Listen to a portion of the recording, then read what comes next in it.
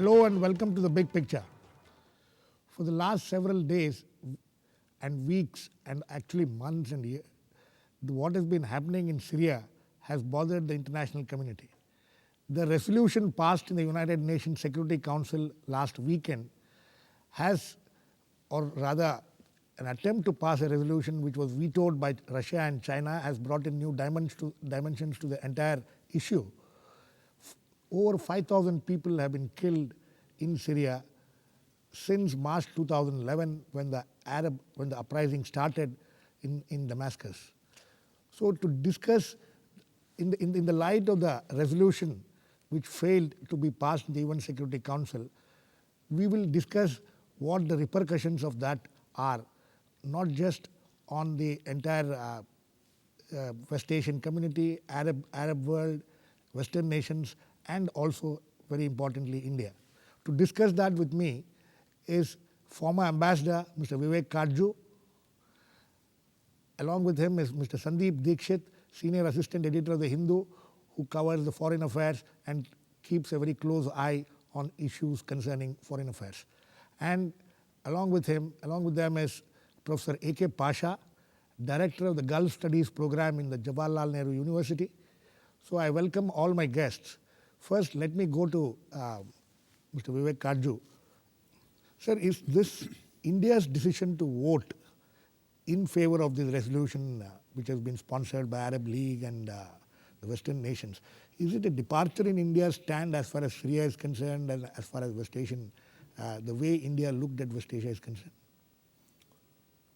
I think in order to assess this vote, we have to go to the past. Right. In the first place, we have the entire Libyan situation, which has had an impact, I would think, on our responses, Right. as well as the responses of the international community, including the two members of the P5, Russia and China, who Right. have vetoed Right. this resolution. But as far as Syria itself is concerned, I am mindful of the fact that in August, when we had the presidency of the council, Right. we had moved a presidential statement. Right. In autumn of last year, when this matter had come up, we had abstained. And now we voted for. Yes. So we've got to see what has been the crucial difference. What has changed between autumn and now? Autumn and now. There were 2 points on which I think India drew red lines. The first was regime change. Right. And that was a lesson that we and others had learned In Libya. in Libya. So we were wanting very clearly to say that there should be no regime change. In the second place, I think we were keen that there should be no talk of sanctions. Right. Because among other things, the efficacy of sanctions, the kind of sanctions itself is a matter of some discussion and debate. Now, what is this resolution? As I look at it, this resolution draws inspiration really from the League of Arab States. Right. And what is the crucial point in this resolution, where there has been a debate? Right. The League of Arab States decision of last month clearly, and I'm not going into details, but at its crucial, the crucial element in that decision was that Assad should step down. Right. Now, this resolution endorses the League of Arab States decision. How do you interpret that, the language of the resolution in the light of the Arab League decision? Right. I think we are saying that it doesn't mean that Assad should step down. That there are other elements of that decision Right. which hold. But the Americans, for example, are saying that no, it means the Arab League decision in toto. And he should step aside for the vice president to take over. That's right. So now the question is, should we have abstained in the light of this debate? Yes. Or should we have voted in favor of it? There's one last point that I wish to make. I think the language of the resolution as it stands from a plain reading is intrusive. There has been a lot of changes and It's- tweaking of the resolution which went on That to the is last right, minute. and I think Let me go to Professor Pasha. Professor Pasha, one of the interpretations of why India voted in favor of this resolution is that India is increasingly, it cannot just ignore the Gulf states which have sponsored this resolution. Do you think that was the major reason? One of the contributory factors was, of course, the GCC resolution, which has taken initiative in this, and then that was passed on to the Arab League. And as you know, Qatar has been heading this entire exercise both at the GCC and Arab League. But we have to keep in mind the double standards of the GCC. Itself. On the one hand, in Bahrain, Right. they have been very quiet, and Saudi Arabia has sent forces. Yes. And on the other, Syria had proposed uniform standards for all the Arab countries, whether it is elections or reforms and so on and so forth.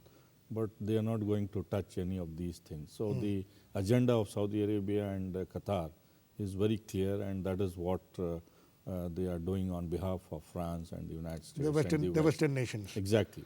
So in that way, the role of Qatar and Saudi Arabia is suspect, because Iraq and Lebanon, Sudan and Algeria, they have developed coal fields, and they have not been able to fully endorse the Arab League stand. And they want to repeat what they did in Libya.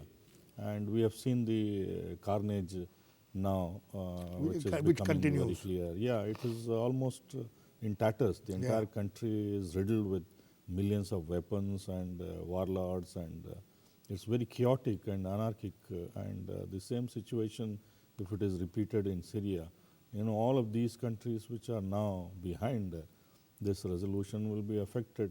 So I think India should be mindful of the minefields which are being laid there, and which will lead to more instability, insecurity in a very crucial region. Right. And thereby affect our own interest in the long run also. Very interesting. Sandeep, Professor Pasha's interpretation is very interesting. But still, India went ahead and voted. Why do you think India did that?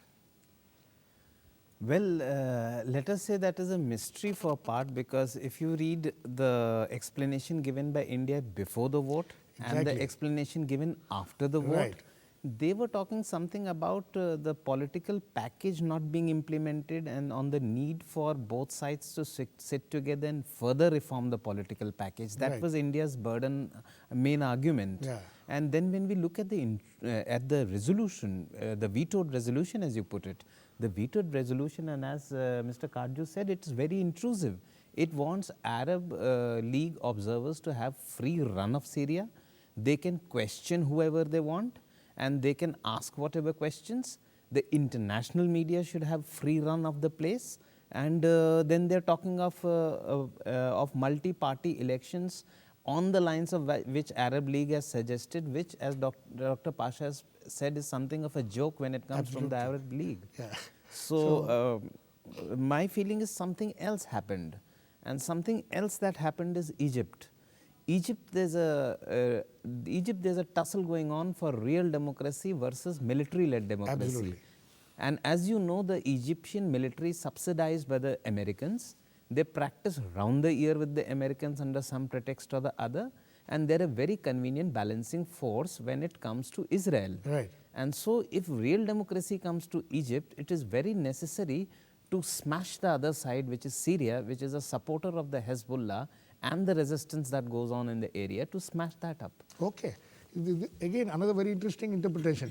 We will continue this discussion. We need to go into a short break. We'll be back soon. Please keep watching.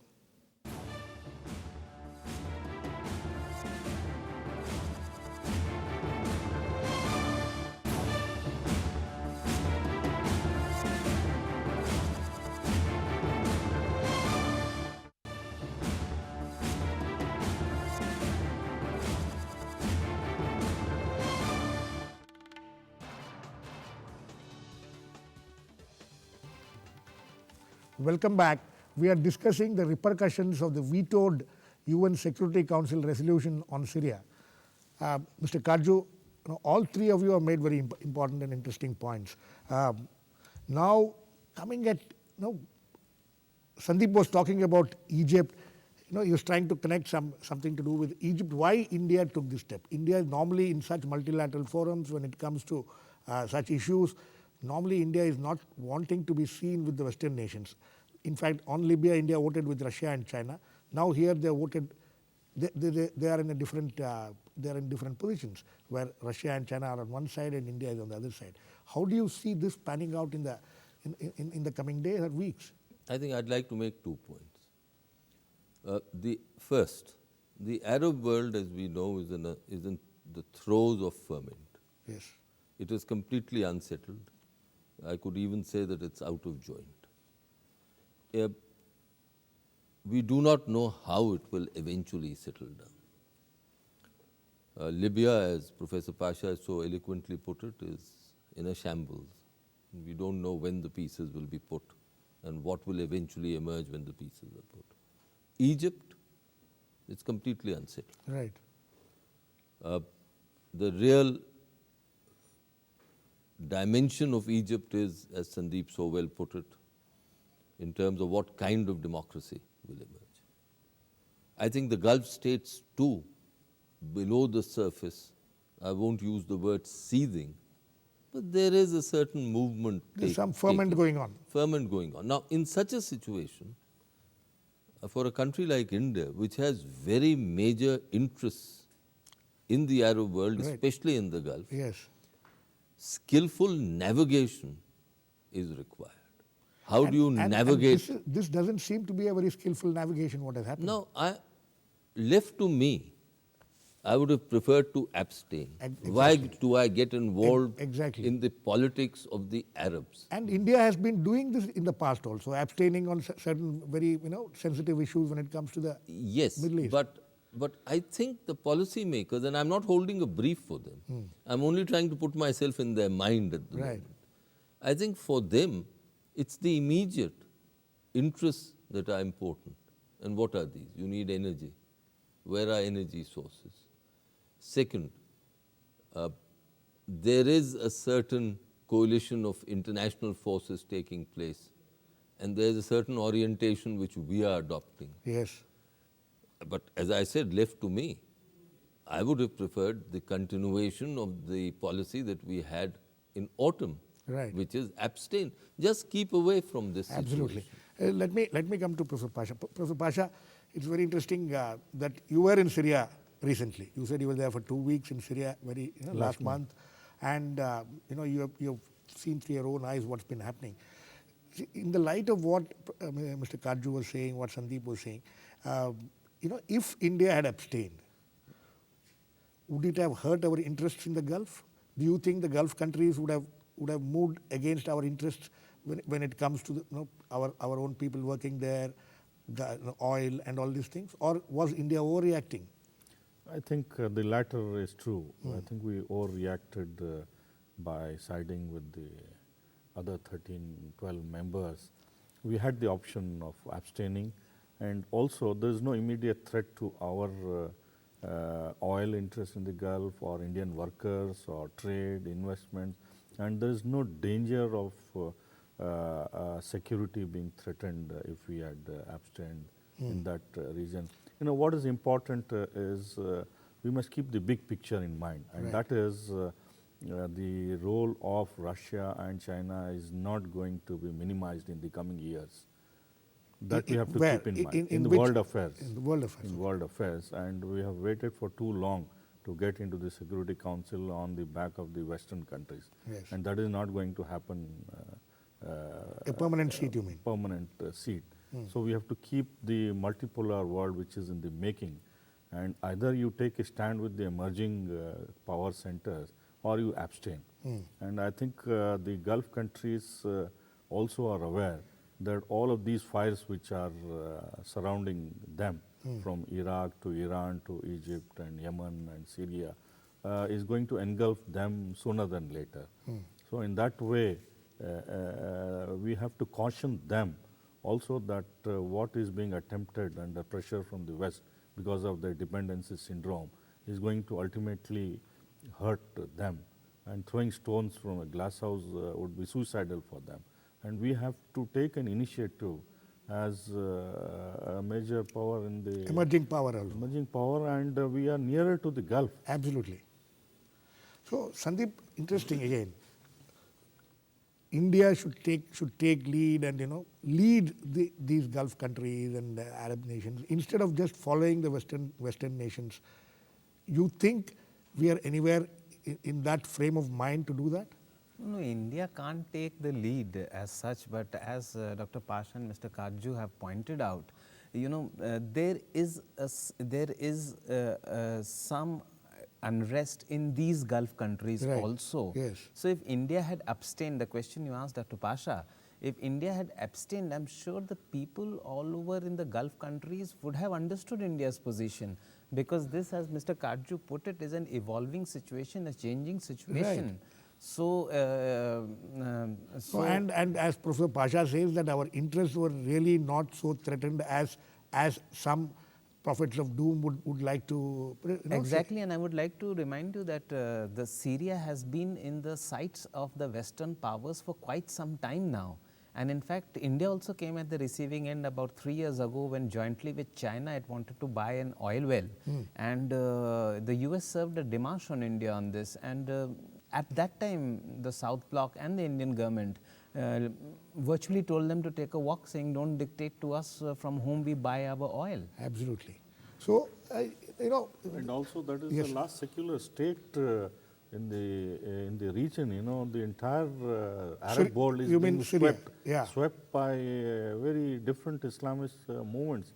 Is this what we So want? you think Syria continues to be a secular state? Of course. But there are also reports, and we have all read about it, that the backlash of the Sunnis who are in a majority, where the control is by a section Yeah, of but Shias, that which is a- system has worked perfectly well for the last 40 plus But, years. but the fact of the matter is that for the last 1 year or 10, 11 months, there has been huge uprising in No. Syria. The disaffection is there, Yes. but in pockets. As I visited in Homs, Hama, this has been for ages, the Muslim Brotherhood there, which is being encouraged by Qatar, Saudi Arabia, Jordan, and other countries. But majority of the cities in Syria are peaceful, normal, from Aleppo to Latakia to Damascus and Azor. All of these places, 80% of the people live normally, and I've seen absolutely no disturbance there. And Hafiz al-Assad enjoys a fair degree of credibility, but he's not being given the time to put in place the reforms he has promised. Okay, that is interesting. We'll continue this discussion. We need to go into a short break. We'll be back soon. Please keep watching.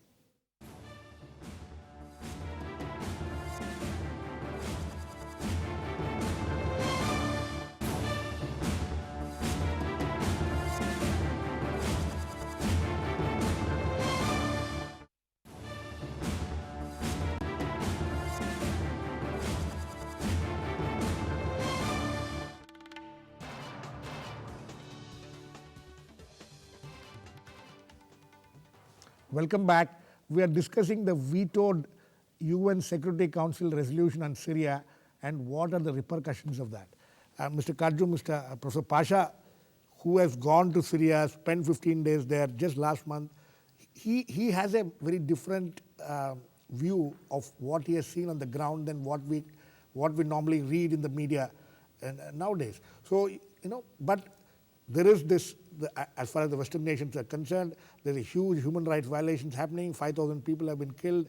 Just the other day, 2 days back or yesterday night, 250 people killed in Homs. So, there is a need for intervention. This is the argument given by the Western nations and the Gulf, the Gulf Council. So, is there a lot of manipulation about what is happening there? And are we not really understanding or knowing what is happening there? No, there is a degree of violence. Yes. There is civil strife. Right. And civil strife is a terrible business. Yes. It's messy, it leads to loss of life, it's terrible. Complete uncertainty also. Uncertainty. Now, what is interesting in the larger picture, the big picture as your program says, is this. that for the last 2 decades or more, there has been an attempt by the Western powers to evolve doctrines which would validate intervention. Right. You have the entire debate of the right to protect, and this is part of that. And this has been the way US has been doing in Iraq. We have seen in Afghanistan. All, The in all right to those places. protect, that Yeah. we have, that if there are universal values, and therefore if there's violence and there's bloodshed and a regime cannot control it, then the international community Yes. has an obligation to go in. Right. That is the essential argument. The humanitarian The argument. humanitarian aspects, other aspects, so that is the basic argument. Now, for a long time, the Russians were going along with this. Right. This is the first time that unmistakably the Russians, supported by the Chinese, have said all this is not acceptable. So it is strengthening, in a sense, the nation state, Right. which was the original concept, Right. that states have an obligation to manage their affairs themselves. Now, after all, was it 3 decades ago that there were these terrible massacres in Syria, Yes. and then no one said a word? I mean, there was eloquent silence. Right. Now there has been this. So I personally see that this be a new trendsetter. Behind this humanitarian argument which is to be given, obviously, are there commercial, long-term economic interests also involved? Look, all countries pursue their interests, and so should we. Absolutely. We should never be shy of saying bluntly that, look, at the end of the day, foreign policy and security policies are all about pragmatic pursuit of self-interest. Right. And that is why, if I would agree with my co-panelists, that if we had abstained here, I don't see any likelihood that it would have, in the long term, adversely impacted on our interests in the Gulf. So here, we should be open about it. The Indian government's argument in such situations has always been that nobody else has a right to determine what kind of government, who should rule in other countries. It should be left to their own people to do that. But this is a departure, isn't it? Definitely. I think, as Ambassador Katju pointed out, we had the privilege of abstaining. Right. Nobody would have coerced us. But I think somewhere the assessment has not been accurate about the ground reality, the conflicting pulls and pressures within the Arab world, between the Arab League and GCC, and the fact that France and Britain and the United States are at the forefront. Definitely there is a hidden agenda among all of these countries, and what needs to be done. So in that way, I think we have to be very cautious as far as the Arab world is concerned, especially Syria, which has borders with Israel, with Lebanon, Turkey, so on and so forth. But Professor Pasha, as Mr. Katju was pointing out, there is a problem in Syria. There is strife, civil strife is happening. There is a lot of uncertainty. There is a lot of bloodshed happening, which nobody can deny that. How does that get controlled? How does the international community manage to control it and still not be seen as intervening No, first of all, the Arab League has not been given sufficient time to implement. They had put 1 week deadline, 2 days deadline. This is not practical in a nation state where there is a political problem. It needs to be addressed, and the need for cooperation and talks, as the Russians have suggested, between the Syrian government and the opposition has not taken off. The West is not interested in this talk, and the opposition is not willing to sit down and talk. And the Arab League has not brought both the parties together. That is the basic problem. All the mediatory efforts are being Professor smashed. Pasha, another interesting thing I want you to just, before we wind up, what Sandeep, Sandeep made a point in the earlier segment about Egypt, whether that has any correlation to the way the Western nations are acting now as far as Syria is concerned. You see, there are 2 points. One is the old French interest in Syria, economic, commercial, so on and so forth. The other is the fear of military takeover sooner than later in Syria, which will torpedo the entire game plan of the outsiders.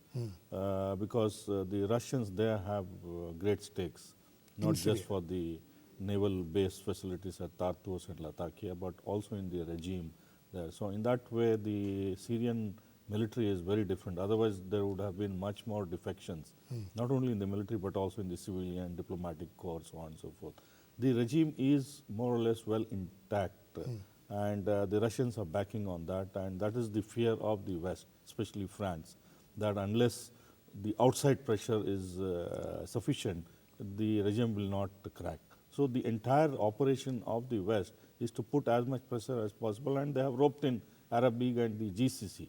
Whereas the actual quantum of opposition is limited, as I mentioned, and the normal the talks which should have happened between the regime and the opposition has not fructified so far. That should be given sufficient chance. That is what the whole Arab League idea was to start with. But now they seem to have got caught in the Western nations' pressure and imposing this. Sandeep, it as we discussed earlier, it's a joke that you also mentioned. It's a joke that this Arab League, especially countries like Saudi Arabia, Bahrain, and all, talking of democratic rights and liberties in Syria and things like that, when their own records are nothing to talk about. So, in the light, knowing all these things, knowing all these issues, why has the Indian government fallen into this? Would you call it a trap? I don't know, but it will be very difficult for me to answer on behalf of the Indian government. But what I can point out is a larger trend, as Mr. Katju was saying. For 20 years, the West has perfected this strategy.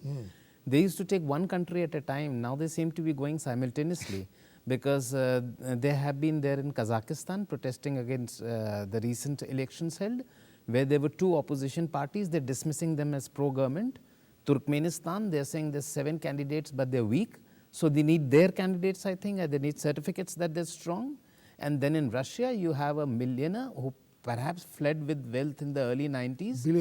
Billionaire who fled with wealth in the early 90s, perhaps, who was there in Novosibirsk yesterday, talking pablum. So you want your candidates all over the place, and that's how it's panning out now. Okay. Last word to you, Mr. Katju. Can India wriggle out of this situation which they have got themselves into? I really don't think we've got ourselves in a situation. After all, it's one vote. Yes. So next time around, you craft out a slightly different policy. A lot of this also depends on tactics within the UN itself. Okay. On the time. But at the last, there's one point that I'd like to make, perhaps not for discussion, which is that are we now returning, these vetoes, are they showing that we are now returning to a more balanced world? Absolutely. In fact, Professor Pasha himself also had mentioned this about an emerging multipolar world. So that's a very interesting conclusion to this debate, that whether these vetoes mean that we are seeing the re-emergence of a multipolar world, which obviously will be a good thing as far as world affairs are concerned. Thank you very much for watching. Thanks to all my guests, Mr. Vivek, Katju, Sandeep, Dikshit, Professor Pasha. Please keep watching. We'll come back with another issue on the big picture.